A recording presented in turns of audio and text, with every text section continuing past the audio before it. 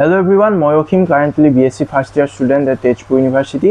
এই educational channel টোত মই তোমালোকৰ হেল্প হোৱাকৈ UG admission related আৰু educational video লৈ আহি আছো। আজিৰ এই ভিডিঅ'টোত মই anti ragging affidavit, anti ragging number এই টপিকটোৰ ওপৰত আলোচনা কৰিম। সচৰাচৰ চেন্ট্ৰেল ইউনিভাৰ্সিটি বিলাক আৰু ষ্টেট ইউনিভাৰ্সিটি বিলাকতো anti ragging affidavit এখন লগা হয়, anti ragging number এটা লাগে।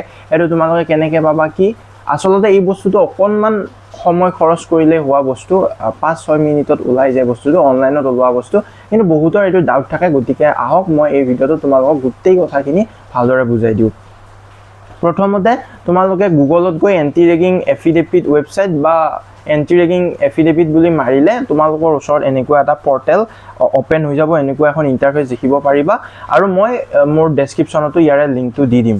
দেন এই পৰ্টেলটো পোৱাৰ পাছত তোমালোকে এই তিনিডাল বাৰ যে আছে ইয়াতে ক্লিক কৰিবা।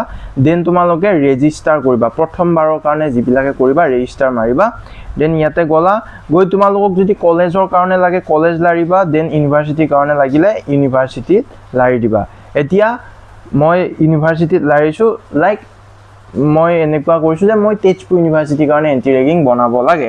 এতিয়া তোমালোকে ফাৰ্স্ট নেম লিখিলা, মিডল নেম লিখিলা, সাৰনেম লিখিলা। যদি ইয়াৰে কোনবাটো তোমাৰ নাই তেনেহলে স্পেস এটা দি তোমালোকে এৰি যাব পাৰা। দেন এইখিনি বস্তু তোমালোকে ফিল আপ কৰি দিবা, দি উঠি গৈ মাজতে এইখিনি এটা কথা থাকে, এই কেইটা যে ইউনিভাৰ্সিটিৰ ডিটেইলছ কিছুমান লাগে, vice chancellor number, university landline number, এইবিলাক ডিটেইলছ ক'ত পাবা জানানে? তোমালোকে ডিজায়াৰ যিখন ইউনিভাৰ্সিটিৰ কাৰণে তোমালোকে এটো কৰি আছা সেই ইউনিভাৰ্সিটিখনৰ পৰ্টেলত গলে পাবা।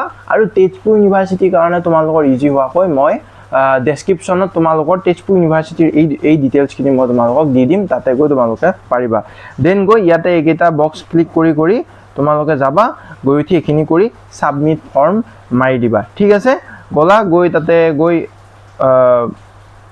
ইয়াতে যাবা, গৈ আন্ডাৰটেকিং, দেন ৰেজিষ্টাৰ মাৰিলা। ৰেজিষ্টাৰ মাৰাৰ পিছত এখিনি ওলাল নহয়, ওই সাবমিট কৰাৰ পিছত তোমালোকে এই নেকুৱা এটা বস্তু আহিব। ঠিক আছে, your record submitted successful. Then তোমালোকৰ এটা ৰেফাৰেন্স আইডি আহি যাব। এতিয়া এই ৰেফাৰেন্স আইডিটো লৈ তোমালোকে আকৌ এবাৰ ইয়াতে যাবা।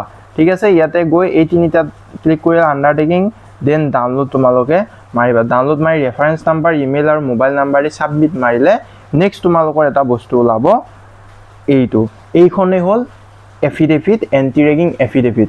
এইখন বস্তু তোমালোকে ফিল আপ কৰি উঠি ইউনিভাৰ্সিটি তোমালোকে জমা দিব লাগিব যেতিয়া এডমিশন ল'ব যাবা। কিন্তু বৰ্তমান তোমালোকৰ এডমিশনৰ টাইপত এই এন্টি ৰেগিং নাম্বাৰ এটা লাগে, সেই নাম্বাৰটো তোমালোকে তাতে বহাই দিবা যিটো আমি ওলালো। ঠিক আছে, আজি ভিডিঅ'ত এইখিনিয়ে।